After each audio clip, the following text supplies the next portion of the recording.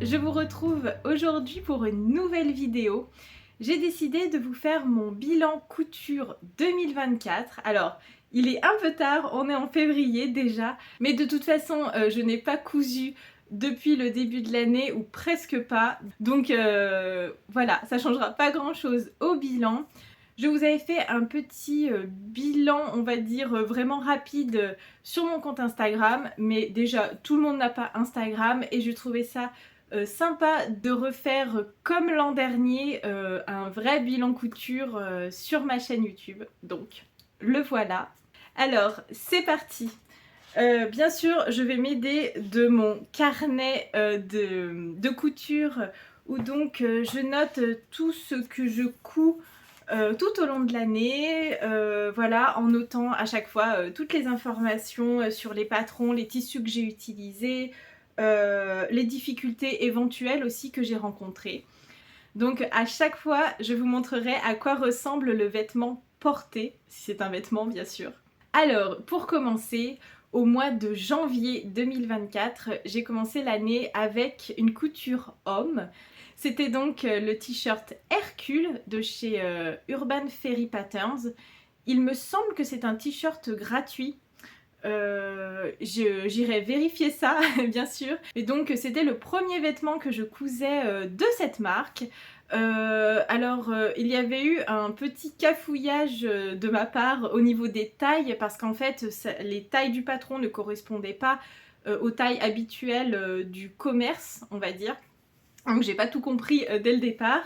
Ce qui avait fait que j'ai fait une taille, j'avais fait la plus petite taille parce que je comprenais pas pourquoi ça taillait comme ça. Et finalement ça correspond très bien à un SM, par là je dirais peut-être un M pour homme, un M assez ajusté pour ce qui est du t-shirt.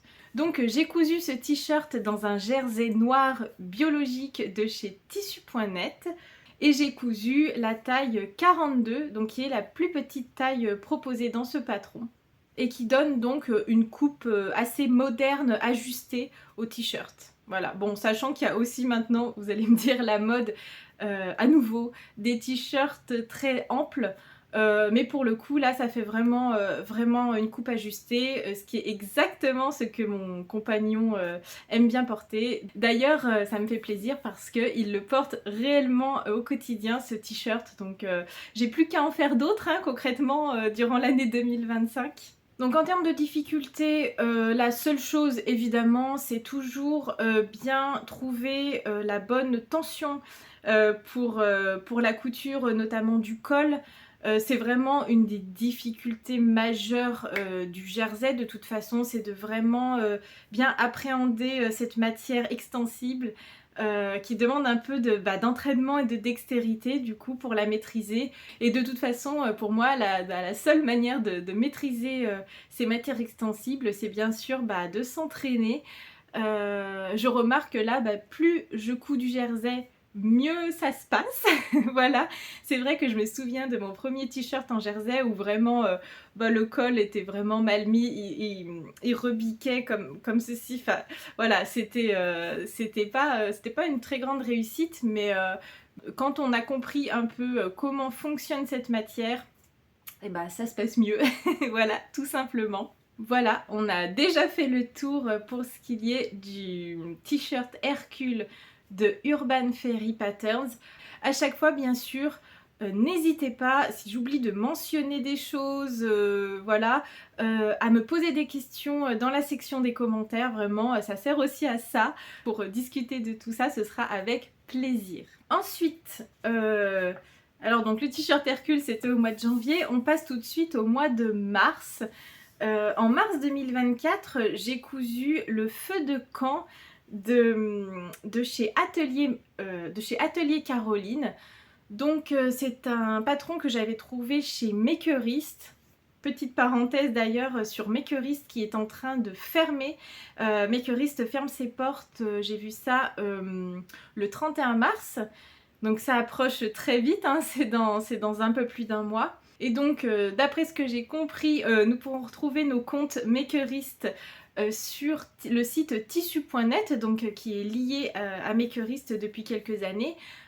Par contre, je ne sais pas trop ce qu'il en sera pour les patrons. Donc il faut que je vérifie ça. Mais voilà, Makerist s'en va. Donc vous savez à quel point j'utilisais beaucoup ce site, donc je suis un peu triste. Mais bon, et voilà, on trouvera d'autres façons de faire et d'autres façons de découvrir des créatrices et créateurs de patrons de toute façon.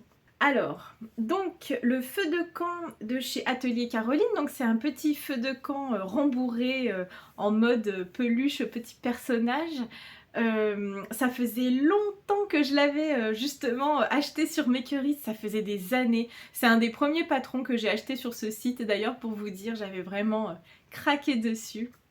Parce qu'il est adorable, faut dire, ce petit feu de camp. Et je le voyais totalement dans mon décor. Bon, là, il faut dire que je ne l'ai pas encore ramené de l'atelier. Si vous avez vu la précédente vidéo, vous savez un peu que je suis en transition pour ce qui est de mon atelier de couture. Donc il est encore à l'atelier pour le coup. Donc je ne peux pas vous le montrer physiquement ici, mais bien sûr je vous mettrai des photos juste là. Donc, alors, donc ça je l'ai cousu, je l'ai terminé en mars 2024. Je vois que je l'avais commencé au mois de janvier, mais je l'ai terminé en mars 2024. Donc, en termes de difficulté, ça a été pour moi de coudre les deux couleurs de flamme l'une sur l'autre. En faisant de jolies formes à la machine. Voilà, j'ai trouvé que ça c'était un petit peu difficile. Je me souviens que j'ai décousu plusieurs fois, je m'y suis reprise vraiment à plusieurs fois pour avoir une belle forme de flamme, parce que il faut bien diriger le tissu sous le pied pour vraiment créer une jolie forme en fait. Donc ça, quand on n'a pas trop l'habitude, ça peut être un petit peu difficile. Mais voilà, au début c'était un petit peu trop, je me souviens, c'était un petit peu trop régulier, c'était un petit peu trop symétrique, donc ça rendait pas très bien pour faire une flamme. Mais j'ai fini par arriver à faire quelque chose de pas trop mal, donc voilà. Ensuite, rembourrer le bâton sur lequel on plante le chamallow. Ce bâton, il est tout fin à rembourrer. C'est vraiment une petite branche en fait. Et malgré le fait que j'ai quand même quelques outils comme ceci que j'ai utilisé donc, pour pousser la ouate, c'était vraiment pas facile, je me souviens. Ensuite, toujours en termes de difficulté, j'ai noté coudre le bout des rondins, ceux qui ont cette forme de spirale pour reproduire les strates du bois.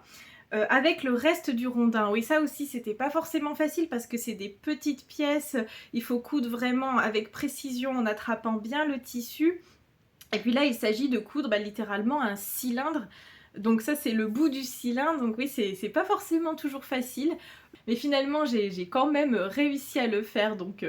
Ensuite, dernière difficulté pour ce projet-ci, c'était de coudre le feu, donc la partie flamme, au bois en fait, aux rondins qui sont en dessous. En fait c'était pas facile, donc c'est quelque chose qu'on fait à la main, à la toute fin en fait. On peut pas le faire à la machine, ça c'est sûr. Mais c'était pas facile de tout maintenir avec le poids de la ouate, etc. De tout maintenir et en même temps coudre tout autour comme ça, et sans que ça soit cousu un peu de travers, etc. Donc voilà, cette partie-là aussi n'était pas très facile, j'ai trouvé. Mais bon, finalement ça rend pas trop mal, donc je suis quand même contente de ce projet, qui d'ailleurs était bien expliqué, hein. Alors pour information, je crois me souvenir que c'est du français québécois, donc il y a peut-être des termes qui vont pas forcément être très naturels pour quelqu'un qui parle pas le français québécois, mais ça se fait très bien, hein. C'est pas non plus une grosse difficulté, clairement. Ensuite, toujours au mois de mars, j'ai cousu ma fameuse tenue donc d'intérieur, que j'ai vraiment imaginé en fait une tenue de 3 pièces, donc composée d'un poncho, d'un legging et d'un t-shirt à manches longues. Donc vraiment une tenue vouée à être une sorte de pyjama, on va dire, voilà. Et je m'étais inspirée de Bilbo le Hobbit, donc la tenue que porte ce personnage dans le film du même nom. Donc en termes de coloris, j'ai essayé de trouver des choses similaires, mais c'était pas toujours facile de trouver ça, notamment dans du jersey.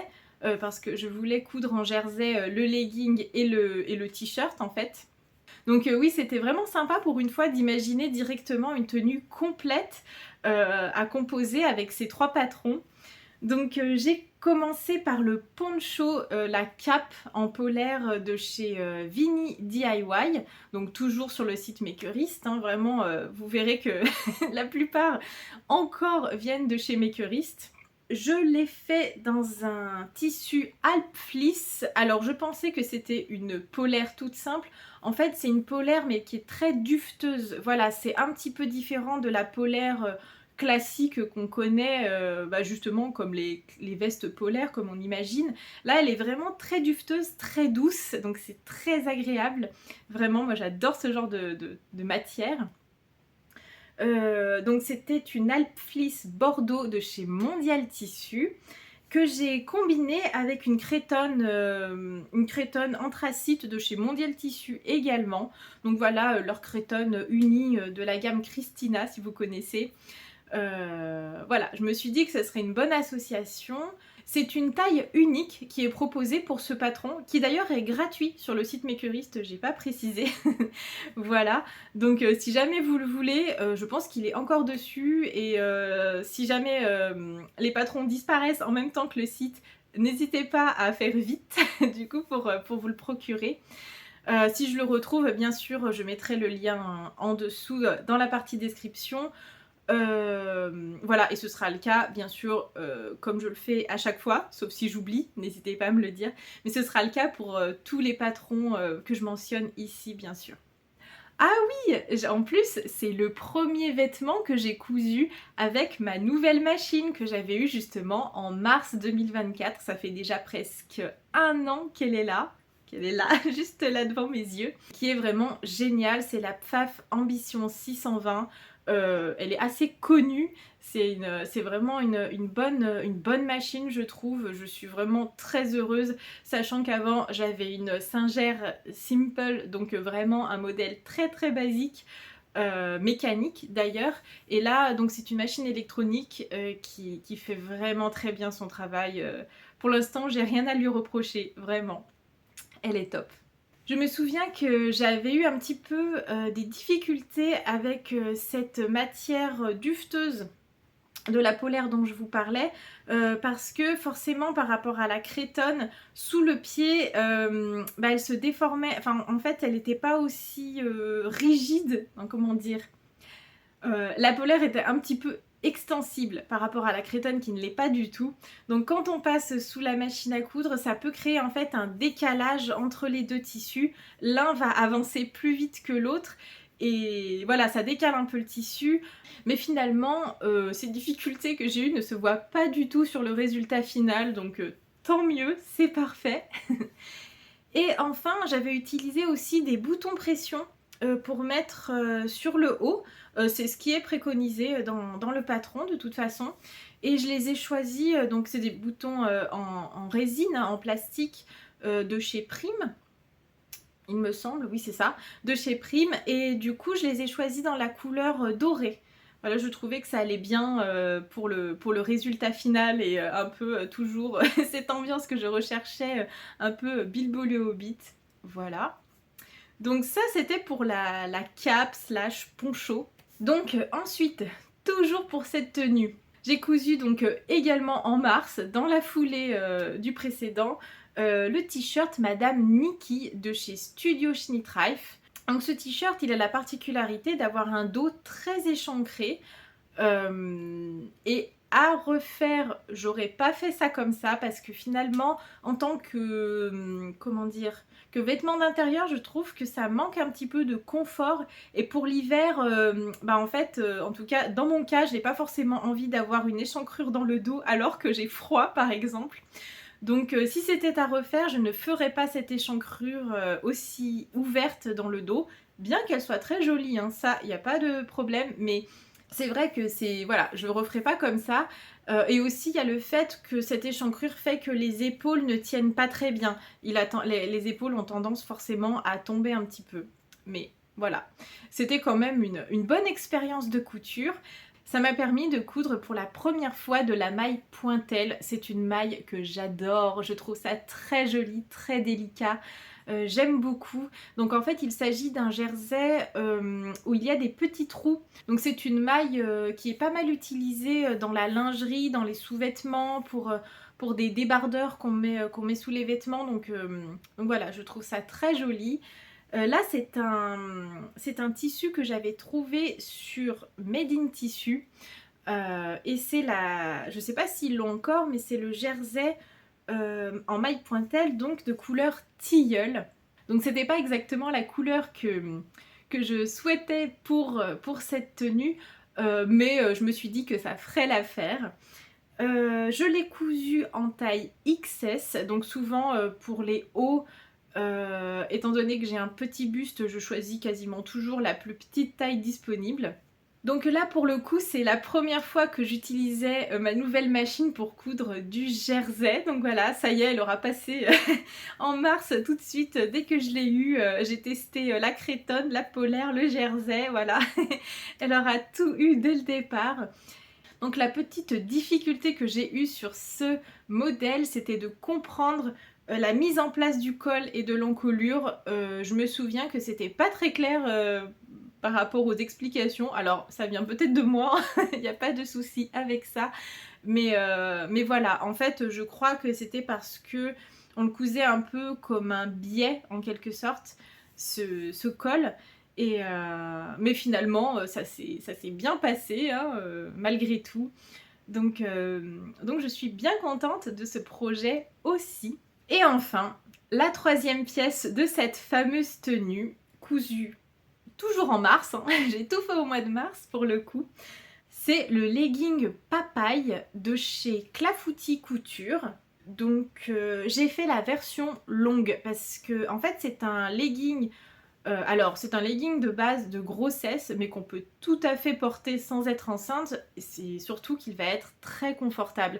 Il y a une grande ceinture qui est vraiment très agréable à porter. Voilà, elle monte haut. Et il suffit de la retrousser pour avoir un legging plus classique. Donc moi, je le trouve très très confortable, ce legging. C'est la première fois que je cousais un pantalon. Parce que oui, comme je vous le disais, il est proposé en fait en plusieurs longueurs. Et d'ailleurs, j'aimerais beaucoup me coudre une version 3/4. Voilà, pour les journées un peu plus chaudes, quand je vais à la salle de sport ou que je vais courir. Donc ça a été vraiment un plaisir de coudre ce legging. Il est facile à coudre, il est très très confortable, j'ai adoré. Et oui, je vous ai pas dit le tissu, il s'agit du jersey couleur noisette donc chez Mondial Tissu. Voilà, je sais pas s'il propose encore ce coloris, mais voilà, ce qui est en fait un orange foncé. Et donc j'ai choisi de coudre la taille 36 pour le coup, mais étant donné que j'ai la taille assez fine, j'ai fait la ceinture en taille 34. Voilà, donc j'ai un peu bricolé. Ça s'est très bien passé honnêtement, ça s'est très bien imbriqué tout ça, donc je suis très contente de ça. Ça fait qu'il est bien ajusté, je trouve.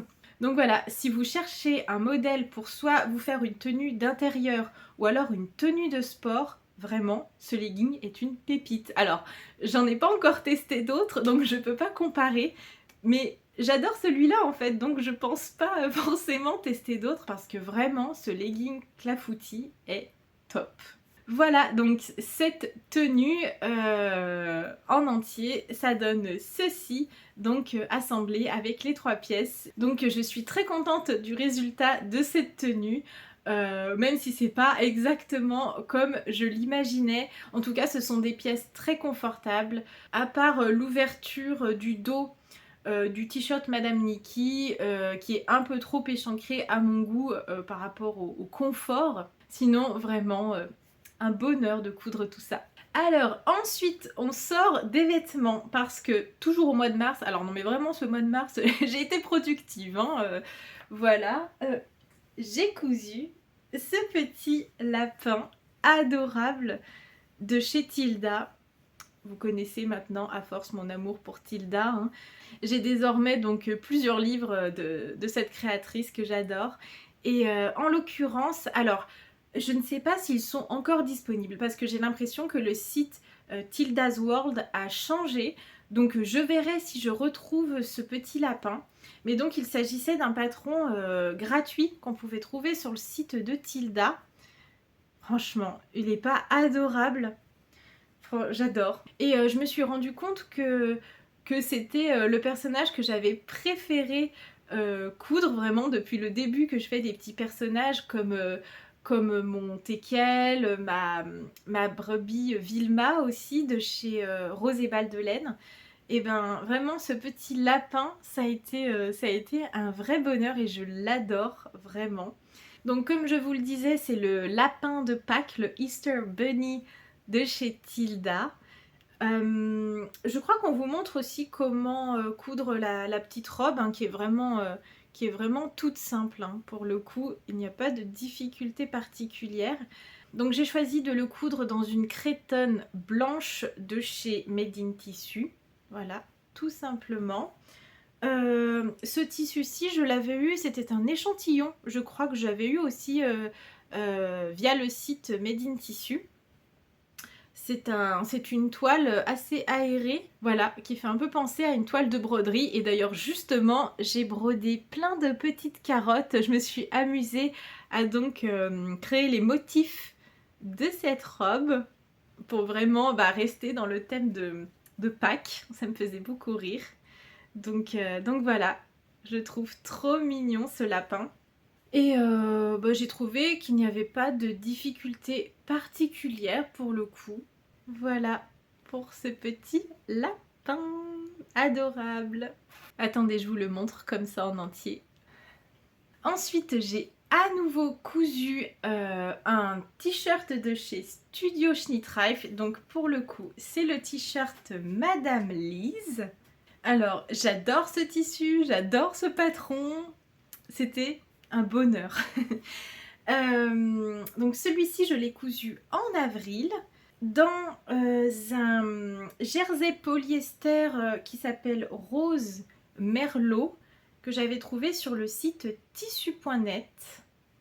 Voilà, donc c'est un jersey un peu épais. J'aurais du mal un peu à vous le décrire parce que il est plutôt lisse. Donc il n'y a pas de... c'est pas un molleton, c'est pas comme une matière de sweat si vous voulez. Mais du coup il est quand même assez épais.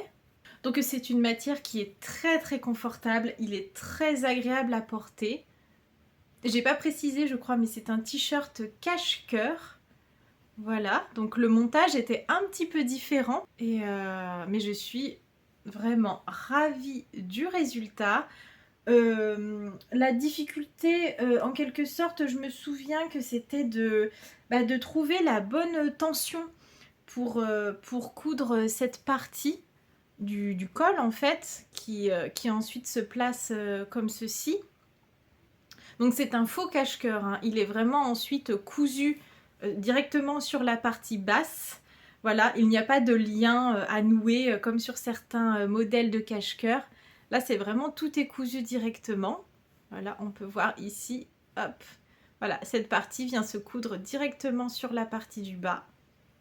Hop. Et derrière, d'ailleurs, je peux vous montrer, l'arrière est tout à fait classique pour le coup, pour un t-shirt à manches longues. Vous voyez, tout le paradoxe, c'est que je n'aime pas trop les cols en V et pourtant, j'aime beaucoup les hauts cache-cœur pour le coup. Ah oui, et je l'ai cousu dans la taille XS. Je pense que c'était la plus petite taille parce que je le voulais tout simplement bien près du corps. Ensuite, j'ai cousu la blouse Calenzane de chez Belen Paris, qui est ici. C'est un peu mon projet 2024. C'est vraiment celui qui me paraissait le plus complexe. Et c'est vrai que c'était assez long à faire. Est-ce qu'il y avait des difficultés? Il me semble que j'essaye de me souvenir un petit peu. Hein. Il me semble que le montage était assez clair. Voilà, c'est la moitié pas boutonné. Donc, si je me souviens bien, le montage était assez clair, mais c'est vrai que ça comportait plein de choses que je n'avais pas encore fait, comme une patte de boutonnage justement. Voilà, d'ailleurs pour les boutons, je n'ai pas réussi à faire les boutonnières avec ma machine, ma toute nouvelle machine. Il faudrait vraiment que je me penche sur la question parce que, bah, j'ai pas réussi à la régler et à faire en sorte qu'elle fasse une boutonnière en fait. Donc bon, voilà. Si vous avez aussi eu cette difficulté avec votre machine, n'hésitez pas à me dire s'il y a des choses à faire en particulier parce que j'ai fini par tout faire à la main finalement. Voilà, donc j'ai ouvert les boutons avec mon... J'ai un outil exprès. Ah voilà, hop. J'ai ouvert les boutons avec ceci et ensuite seulement j'ai tout fait à la main pour que ça ne s'effiloche pas.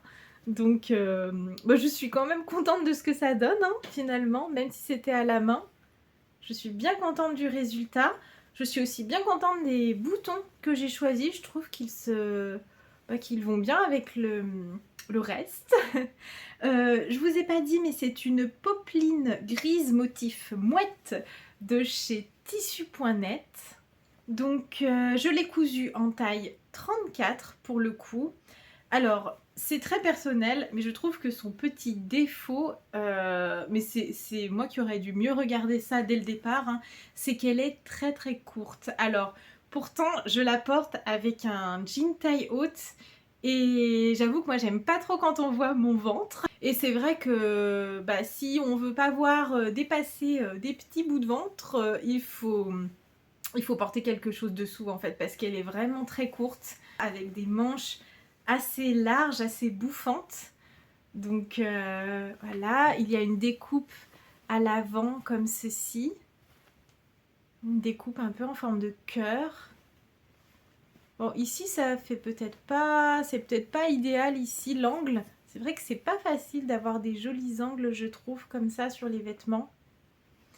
Et à l'arrière, donc, il y a un joli lien comme ceci, qui à la fois sert à bien maintenir les épaules en place, et puis est très décoratif aussi, je trouve. Et en bas, les finitions sont vraiment jolies, hein, quand vous voyez que, voilà, hop, ça se place comme ça.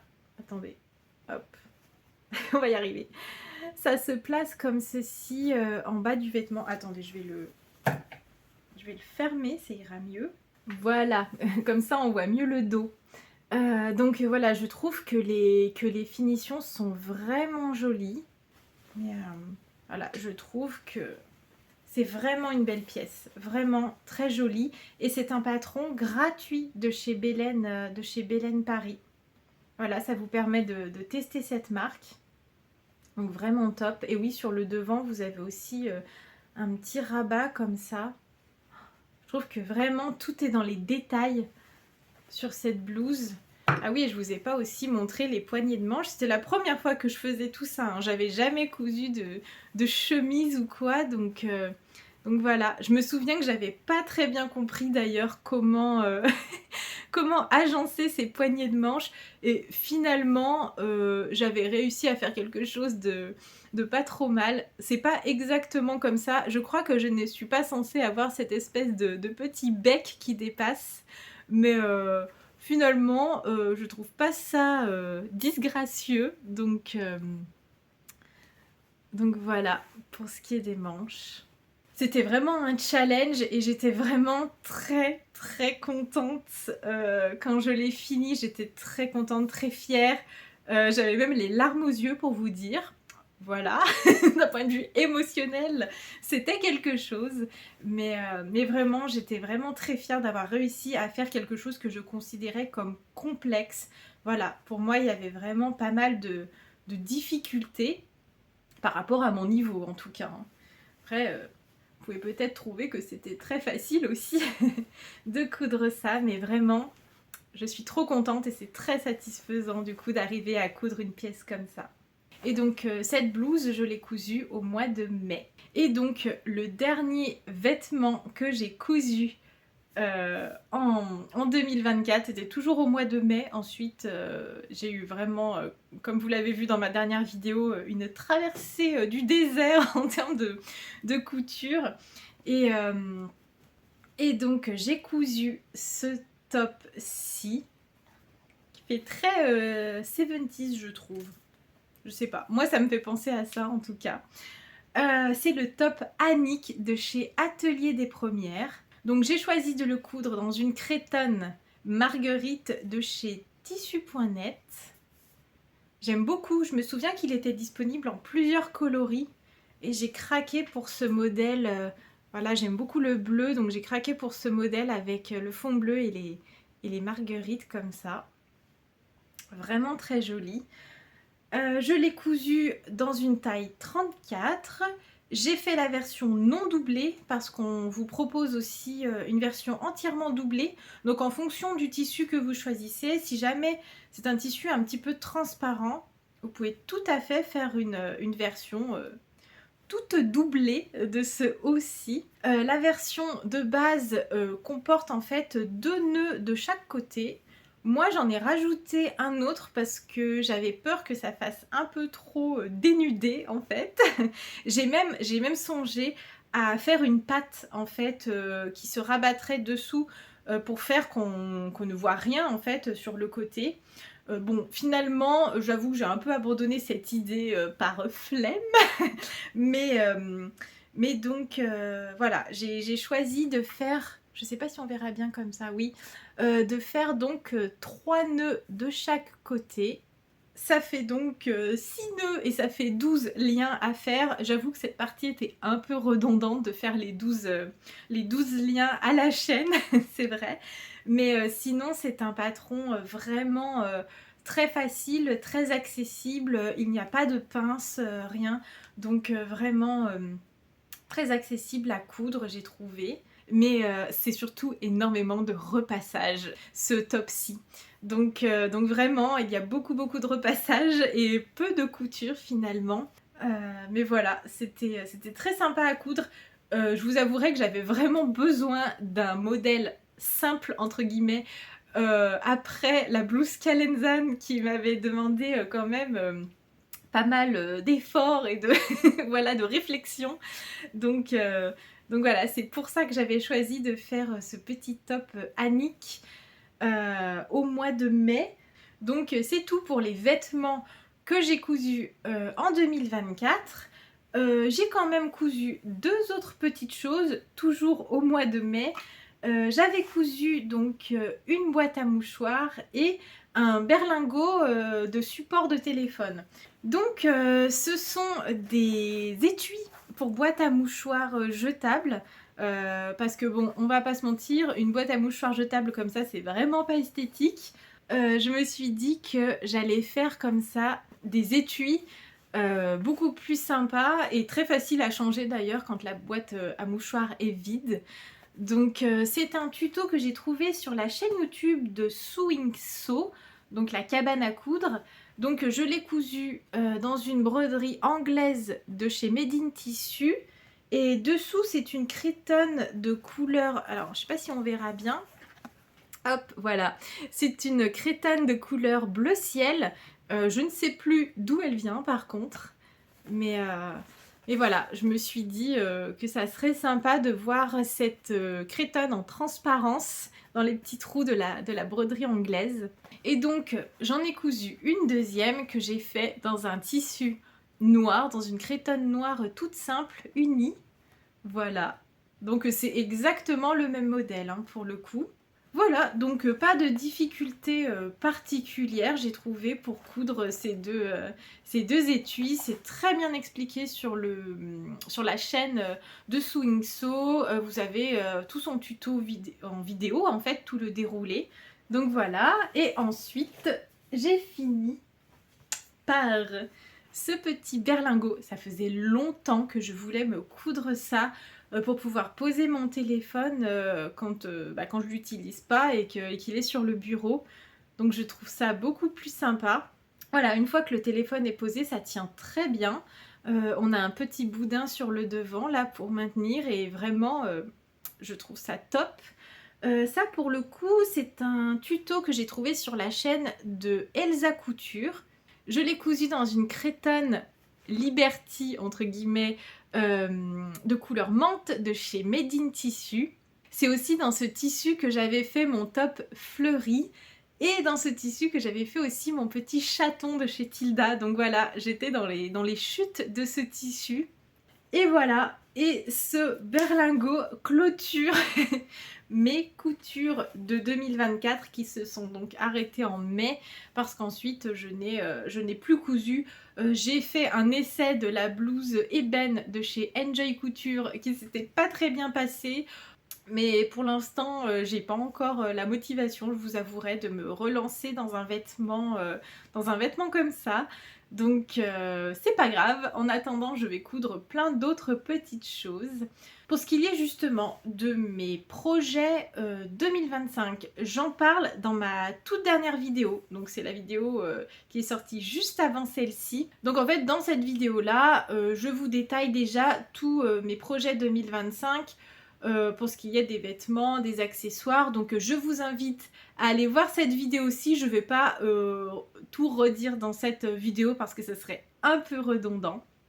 Mais voilà, vous avez mes projets 2025 en couture qui sont disponibles dans cette précédente vidéo. Donc j'espère que cette vidéo bilan couture 2024 vous a plu. Si c'est le cas, n'hésitez pas à mettre un petit pouce en l'air sous cette vidéo.